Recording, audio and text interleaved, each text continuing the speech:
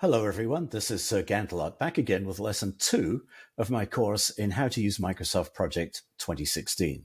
In this lesson, we're going to be looking at project tasks, how to enter them into a project schedule, and how to add and modify information about them, such as how to create dependencies between the tasks, how to indent them and outdent them to create a task hierarchy, and other things we can do once the tasks have been created.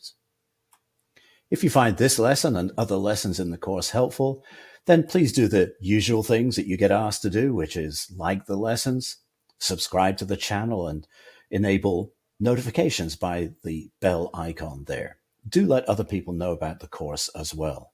You might also consider buying me a coffee. You can do that virtually. You could go to buymeacoffee.com/Sir Gantelot. If you do that, I'm very grateful and thank you. If you don't do that, that's fine too. I'm just grateful that you're looking at the video. It is lesson 2 in an 11-lesson course. For details of the other lessons, well, just go to the lessons as I load them, and as part of the introduction, I'll explain what's going to be covered. You could also look at my introduction and overview video for a brief description of each of the lessons. What I suggest you do to get the most from the lessons, firstly, make sure that YouTube quality is set to the highest that you have available to you. And then follow along if you can. I'm going to be moving at a pace that will allow you to follow along on a different screen or a different computer and actually do the things that I'm doing. But if I do get ahead of you, then of course you can pause and rewind as needed. If you are a credential holder, maybe you hold a PMP credential from the Project Management Institute, then you can submit PDUs for watching these lessons, and you can see the category to use underneath the banner there. Okay, so what are we going to cover in this lesson? Well, we're going to look at entering initial task data into Microsoft Project, the name of the task, and letting some of the default information populate. We're going to look at indenting and outdenting so that we can break our project into phases with subtasks within those phases. We're going to look at the various types of dependencies that we can create between tasks. Now, a fairly new feature in this version of Microsoft Project, and a couple of iterations ago is when this appeared, is called manual task scheduling. Up until then, by default, every task you created was auto-scheduled. And now there's this new feature called manual scheduling. So I'm going to touch on what that is and also look at task types. We're going to look at fixed duration tasks, fixed units tasks, and fixed work tasks, and briefly explain what they are and what the differences are between them. The differences actually take effect primarily later when you start tracking progress against a schedule or modifying the number of resources assigned to tasks, but we'll talk about what they are as part of this lesson. So without further ado then, what I'd like to do is open up Microsoft Project. So here is Microsoft Project, and when I open Project, I go to the New Project screen. You may not do that. It may be that your system is configured to go directly into an existing project or automatically open a blank project. Well, if it automatically opened a blank project, that's fine. If not, though, go to File, New, and that will bring you to the screen that you see here. You may not have all of these items showing on that screen, but you'll definitely have blank projects. So let's just click on that to select it, click on it again to open and create a blank project. Now, a couple of things I'd like you to do. I'd like you to look at the bottom left of your screen here, where on mine it says New Tasks Auto-Scheduled. Now, it may be that yours has opened and it says New Tasks Manually Scheduled. Again, we'll talk about what that means a little bit later, but for now, what I'd like you to do is to make sure that it says Auto-Scheduled. So if it doesn't, click on it and choose Auto-Scheduled. And then again, to get us all on roughly the same view, what I'd like you to do is to suppress, if it's showing for you, the timeline. And you can go to View and go to Timeline and uncheck it there. And that gives you basically a full page Gantt chart. So let's enter a task here. Let's assume that we're going to be putting together a schedule for a software project with some hardware associated with it, an IT project if you like. And let's put in the first task, type in the name, collect requirements here, and then hit enter on the keyboard. And notice a couple of things happen by default. Firstly, the start of the project defaults to the current date, which for me is 17 January 2022. Now, it doesn't have to do that. What it can do is you can set the start date of the project to a different date than the current date. And if that's the case, then what I would do is go to project information, and set the start date to something other than the current date. It may well be that you're planning a project that's not due to start for a while, or you're retroactively putting a schedule together for a project that's been running for some time. Either way, there are several instances where you might want the start date to be different from the current date. I'm just going to close that box and leave it as it is. Notice one other thing. Project defaulted to give you a duration of 1 day. It puts a question mark there to remind you that you didn't say it was 1 day. It just put in a default duration of 1 day, basically so that it contains a bar over on the Gantt chart here. Okay, let's add a few more. So once we've collected requirements, we're going to document them. I'm going to hit enter again. Once we've got some requirements, then we can think about coding software. So I'm just going to abbreviate that then. Code software. Well, software is fine, but just coding it's not enough. We also need to test software. Now, software needs to run on something. So as part of getting the requirements together for our project, we determined what hardware we need. So I'm going to put in here order hardware, order HW. Let's assume that means order and wait for it to arrive. And when it does arrive, we need to install the hardware. Okay, well, at that point, we're basically ready to run our pilot. Run our pilot. In other words, we're going to have put the software live in a sort of a test area and let some users get in there and see what they think of it. And ideally, give us some feedback so that we can correct any problems that are associated with what we've put together. Once we've corrected our problems, then what we are is ready for initial deployment.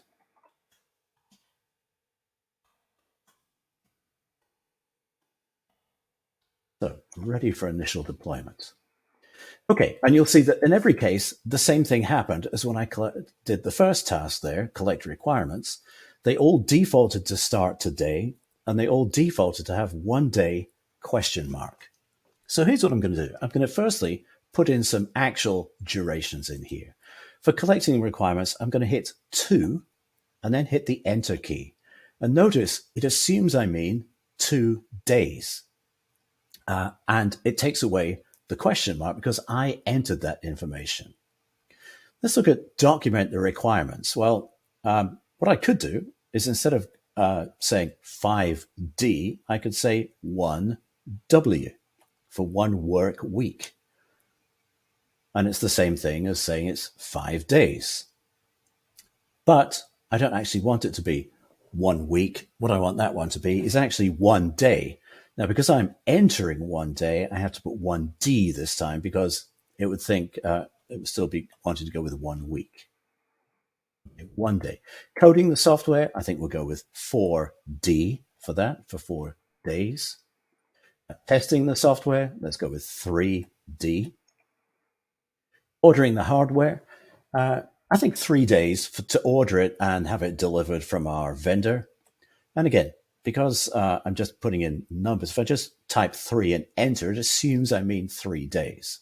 But I could equally just put in 3D, and that would pick it up as well for 3 days. Install the hardware, that's a pretty straightforward task, just 1. And notice what happened there. Project had already defaulted to 1 day question mark, just to let me know that I hadn't entered a duration. It was just the default that it entered. So I explicitly put in 1 day and the question mark goes away. Okay, so running the pilot, I think we'll do 4 days for that. So 4D. Correcting problems, let's go with 2.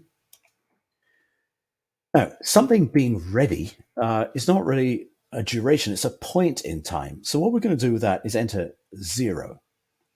By making it 0, it creates something called a milestone over here, as opposed to a task with a duration. Now, of course, at this point, all of those tasks are happening at the same time and finishing shortly thereafter. Everything's happening all at the same time. That doesn't make any sense. We're going to fix that in a moment. At this point, I'm just, if you like, doing a brain dump of all the things that I need to do, that need to happen, and putting in the durations. Okay, I think it would help if we were to organize this a little bit. So what should I do here? I'm going to select collect requirements up here. And then on my keyboard, I have an insert key. And I'm going to hit that. And what it does is it creates a blank line above where I had the cursor just a moment ago, above the task that I selected. And I'm going to call this one requirements phase. Next thing I'm going to do is I'm just going to click out of there. I'm going to go to where it says code the software, and I'm going to insert another task. I'm going to call this one SW phase. Okay, now some of you might realize what I'm going to do next. I'm going to go down to where it says order hardware. I'm going to hit insert again on the keyboard. Don't go looking for a command up there for insert. I'm going to hit insert, and I'm going to type in HW phase. And then the last one I'm going to do, I'm going to select run the pilot, hit insert again, and I'm going to type in pilot phase. Now, you might have noticed as I've been adding in the numbering, the task numbering has incremented as necessary. Originally, collect requirements was task 1, but then I've inserted one ahead of that and it's become task 2. And likewise, when I inserted tasks further down. Again, when I inserted the tasks here and just typed them and hit enter, then they defaulted to 1 day question mark. And I'm not too concerned about that. And the reason is, what I'm going to do now is select collect requirements and document requirements. So I clicked on here, held my mouse down and dragged down. I selected 2. So in other words, the second and third tasks I've selected. Now what I'm going to do is go to the task tab up here. And there's this little right green arrow. And when you hover, it tells you what it's going to do. It's going to indent the 2 tasks that I've selected underneath the task above them. So what I now have, and I'm just going to click over here, is I've created a phase with 2 child tasks. And notice it automatically picks up the duration of the longest of the 2 tasks under there because they're running in parallel currently. We're going to fix that in a moment. Okay, let's select code the software, hold, and go down to test the software. And let's indent those under software phase. I'm going to do the same things with order the hardware. Click on order the hardware, come down 1 extra task and indent. Now I've got the hardware tasks as part of the hardware phase. Now I'm going to come down to run the pilot and collect problems and indent both of those underneath the pilot phase. So already that sort of brain dump of things that need to be done are now organized some simply by using the indent. Now, if for whatever reason you decide that you've made a mistake and that order the hardware needs to be outdented, then just do that there. And that's now become the parent of the one underneath it. So let's indent that back again. And let's outdent install the hardware. All right, so you have to sort of think through when you're indenting and outdenting as to what is the parent and what is the child. Okay, so this is moving along to being a pretty good schedule, with the major exception, of course, is that still everything is happening at the same time. So now let's create dependencies. And what we're going to do is we're going to select collect requirements, hold, and go down and select document the requirements. And then on the task tab up here, if you come over here, you'll see there's a little link button. And if you click on that, it creates a dependency between the two tasks. And in fact, what happens is document the requirements, which is task 3. It shows in this column here, predecessors, that task 2, the one above it, is its predecessor. What we're saying is that task 3 is dependent on task 2. Notice the other thing that's happened. Because the combined duration of those two tasks now is 3 days, 2 days plus 1 day, the summary task is now showing 3 days. It was showing 2 days before when those two tasks were running in parallel. Okay, let's create a dependency, and let's do it a slightly different way. For task 6 here, test the software, let's click in the predecessors column and just type the task number of the one above it, code the software, and hit enter. So now, as you would expect, testing the software follows code the software. Okay, now what we're going to do is link the order the hardware and install the hardware. We'll link those together. I'll go back up to the link to do that. For running the pilot and collecting the problems, well, collect the problems is task 12, and the predecessor task that I want is task 11. So let's do this another way. Let's double click correct problems, and that opens up something called the task information box. If I click on predecessors, now I can type in here the ID of the predecessor I want. And it's the same thing as just typing in 11. So what I'm hoping you're seeing here is that there are actually several different ways to do most things that you want to do in Microsoft Project, including creating predecessors. Now, let's just pause just for a second and rewind, not actually rewind the video, but rewind our thinking here. Because we still have a situation where we've got individual phases that are all running in parallel, and that doesn't quite work either. Because if you think about it, I'm not going to start coding if I have not collected and documented my requirements. So for task 5 here, I'm going to say that that's dependent on documenting the requirements, which is task 3. So let's do that there. Now, you might have been expecting me to say, well, add that as being dependent on this summary task up here. Well, what I suggest you do, very strongly suggest, is that you don't link summary tasks. Instead, link between child tasks. And there are a number of good reasons for that, not least that not every summary task stays a summary task. Sometimes it gets demoted, and you might have lost the logic of your schedule. Another thing is it's quite easy to create circular dependencies if you're not careful. So try not to link at the summary task level, instead link at the detailed level. Now let's think about ordering the hardware. That also is dependent on documenting requirements up here, task 3.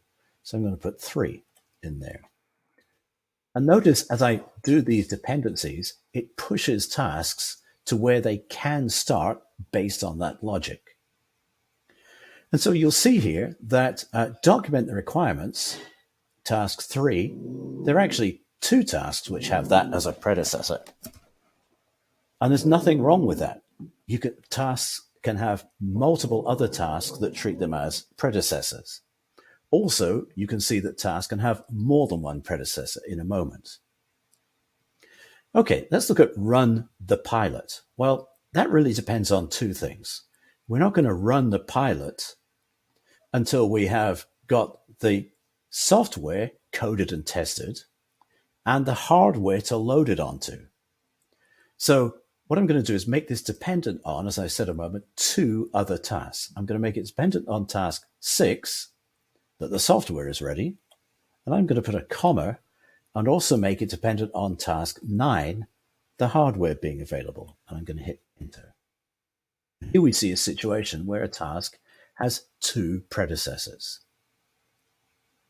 Finally, what I'm going to do is say, well, I'm not going to be ready for initial deployment until I've fixed all the problems that were associated with my pilot that the users reported to me and I've fixed. So I'm going to make task 13 here dependent on task 12. So let me just put in task 12 there. And now essentially I've got a fairly succinct little project schedule. I've got the detailed tasks that need to be performed with durations. I've organized it for ease of understanding of tasks as part of phases. You can think of these as parent tasks and these as child tasks. And I've got dependencies between the various activities. Now, what I'd like to do now is revisit what type of dependencies it is that we've been creating here. Now, when we created dependencies, you might have seen that the little arrows appear on the graphical side here. Now, if I hover over one of them, let's go to this one here, notice it's telling me that this is a task link, another word for a dependency, and it says it's a finish to start dependency running from ID number 2. Let me just go back and reactivate that. It only appears there for a little while. From task 2 to task 3. So it's calling it a finish to start dependency. And what that means is that the start of task 3 is dependent on the finish of task 2. And you can see that in action. If I change the duration of task 2, let's say I make it 4 days and hit enter, then task 3 does not start until task 2 has finished. All right, so there are finish to start dependencies. Now, that's not the only type of dependency. We could create a start to start dependency. For example, here where it says code the software and test the software, maybe what I'm going to do is I'm going to make the testing of the software 6 days, but I'm going to start it basically at the same time that I start coding. I'm not going to wait until all the coding is done before I do my testing. I'm going to be testing as I go. Maybe I've got a testing person sort of shadowing me and testing modules and parts of my software suite as I release them for testing. So instead of just having it as a default finish to start dependency, and just to show you, if I hover over that one, it's a finish to start, I could say something different. I could say 5 SS for start to start. Notice how that changes the nature of the dependency. In fact, if I hover over it, it tells me start to start. And what that means basically is that I'm not planning to start testing until I start my coding. And we can see that happen in practice. If I increase the duration of documenting the requirements, for example, to 2 days and hit enter, it delays the start of both of these tasks. It delays the start of this one with the finish to start dependency, and it delays the start of that one because of this start to start dependency. Now, there are two other types of dependencies that exist: finish to finish and start to finish. And in one of my more advanced lessons, I'll cover those in quite a bit more detail. But nevertheless, the thing to do is to think about in the real world what the relationship is between activities, what allows them to start and or finish, and how they are dependent on the start or finish of other activities. But for this lesson, I've actually created for you a series of finish to start. That's the default. In fact, it's so much the default, it doesn't even say here that it's finished to start. There's nothing to stop you when you type in 8 there. You can say 8 FS if you wanted to, but you don't need to, because finish to start is the most common type of dependency out there. One just slight modification I'm going to do is I'm going to say, okay, well, really, I probably need a day to at least crank out some software before I start testing. So I'm going to build in what's called a lag. So instead of 5 SS, I'm going to type in 5 SS plus 1D. Let me just do that one again. And there we go, a little bit of debugging. I kept my shift key pressed. Let me go 5 SS plus 1D. And then it puts in a 1-day delay between the start of those two activities. Notice, by the way, that when you do make a mistake with something you're doing, or if you create something that project doesn't understand or can't handle, typically it will throw up a box to tell you about that. Okay, now again, just to illustrate this dependency with a lag happening in practice, I'm going to add another couple of days to the document requirements. Let's make it 4 days here. And you'll see that that 1 day gap stays there. Let's talk briefly about one other thing about durations. When you do have a duration that you've entered, 4 days, it is working days against whatever is the driving calendar for your project. And I've got a whole lesson on calendars later in the course, but you can see that happening here. Here's a 4-day task. It starts on a Friday, so that's day 1, and then the remaining 3 days are Monday, Tuesday, and Wednesday of the following week. So you don't have to go remembering what the various non-working days are once they are entered in the first place. And by default, project assumes that everybody in the world works 5 days a week, Monday through Friday. And of course, we know that's not the case in reality. So we'll be looking, like I say, in that later lesson, how to modify the calendars. Okay, so we talked about dependencies. I've actually shown you finish to start and start to start, and mentioned the fact that we also have present 2 other types of dependencies available to us, finish to finish and start to finish. Another thing that I would like to briefly mention to you is that out of the box, when you create a task in project, it has a certain type. So let's just do this a moment. Let me right click on the predecessors column, and I'm going to go to insert column. I'm going to hit T on the keyboard, or I could just scroll down to find the word type. And what it's doing is it's saying that all of the tasks that I just created are fixed units.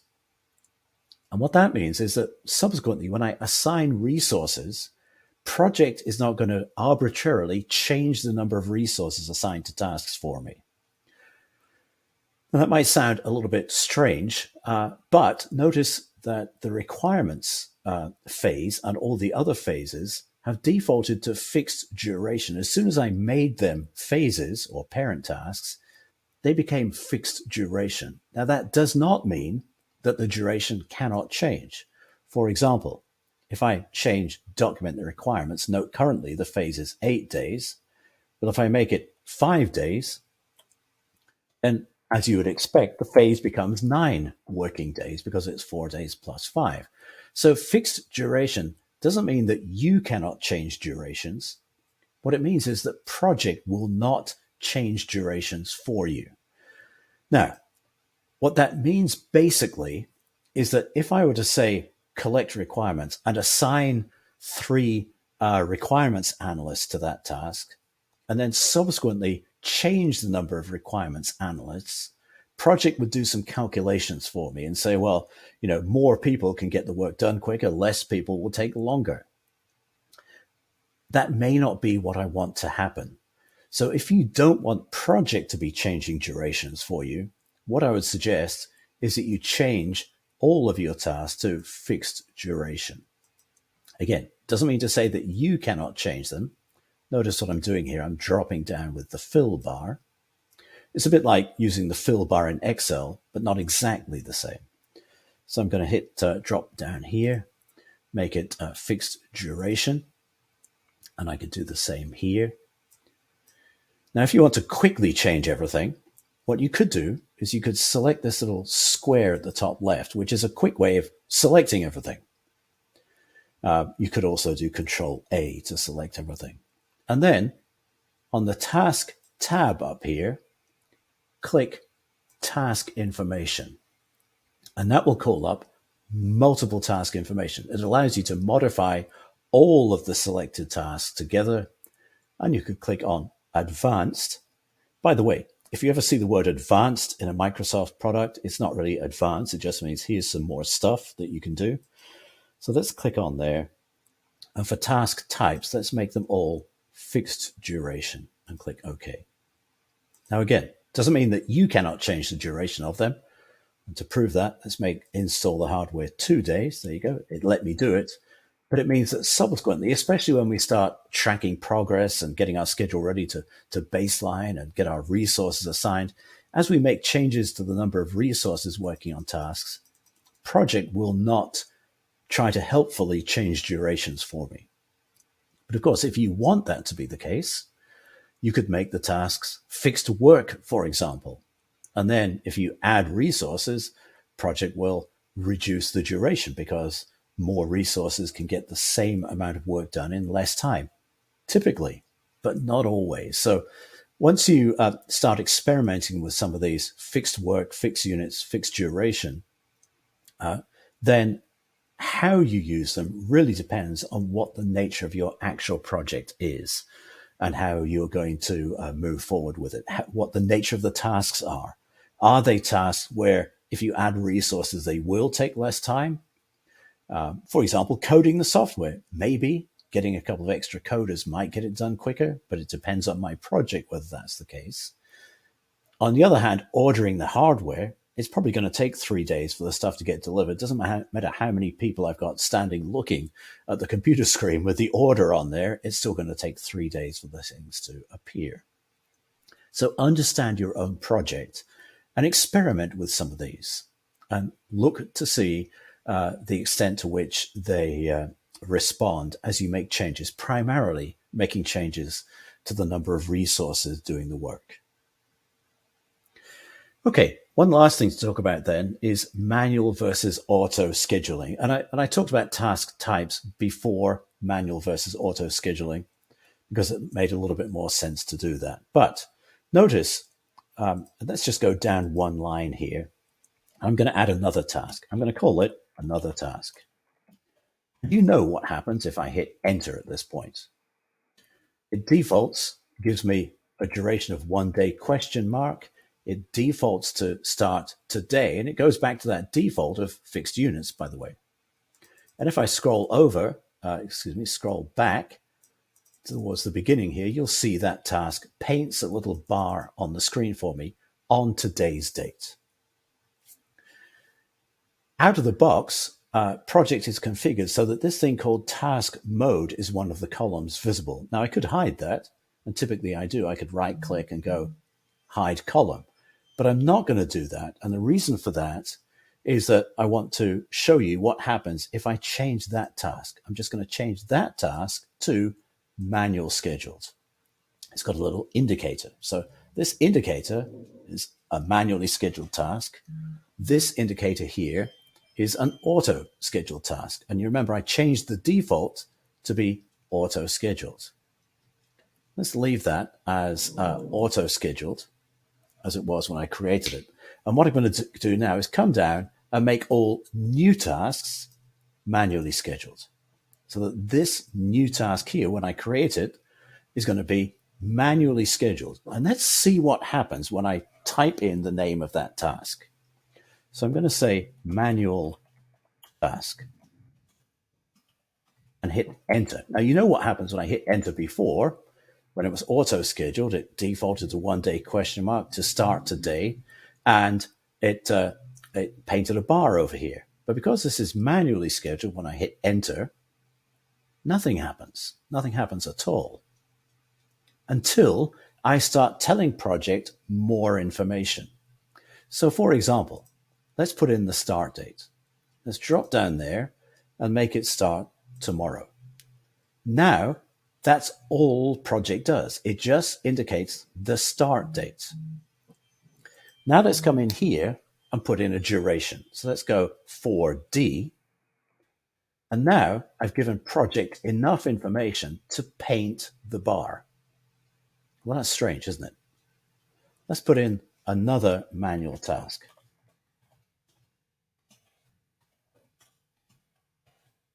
Hit enter. Again, nothing happens. If I put in here 3D for 3 days and hit enter, it does at least put in a duration, and it has to put it somewhere, so it sort of pushes it over to the start of the project here. But it doesn't have the firm start and finish because I haven't told it when it's going to start and finish yet. So let's make this one start, and let's drop down and make it next Monday. Now I've finally given project all the information necessary to be able to paint the bar in the appropriate place. Let's do one other thing. Let's link these two tasks together. Let's link them like that, and link up here. It will allow me to create a dependency. Now, depending on how you've got your options set, that dependency may or may not be honored when I increase the duration of the predecessor. Let's make that 6 days. And notice what it did. Because I've got it set not to obey dependencies, it doesn't. It doesn't move the successor, which doesn't make any sense necessarily. But it does at least tell me, hang on, something's not quite right here. It gives me a little underline on the finish date. Essentially, it's saying, look, if this dependency really is the case, if task 17 really is dependent on 16, then it should finish later. Or the dependency itself is not right. But it shows me I need to pay attention here, because on the one hand, I said this was dependent on this, and on the other hand, I made them both manual tasks. So what can I do with this? Well, what I could do is I could select this task here, and I could, on the task tab up here, task tab, I could say respect links. And if I do that, on a one-time basis, it pushes out that successor there. Okay, let's insert another task above manual task. And let's just say this is a manual summary task. I have to make it a summary, so let's highlight the two tasks below and indent them, just like when we created these summaries up here. Now, when you create a task and make it a summary, even if it was originally manually scheduled, it becomes auto-scheduled so that it can follow and grow in accordance with the durations of the subtasks. Let's say manual task 4 days. And notice the summary extends. But it is possible to make a summary task manually scheduled. So let's do that. And notice it looks a little bit different here. And now let's increase the duration of the second task to 7 days. And again, project is saying, well, hang on a minute.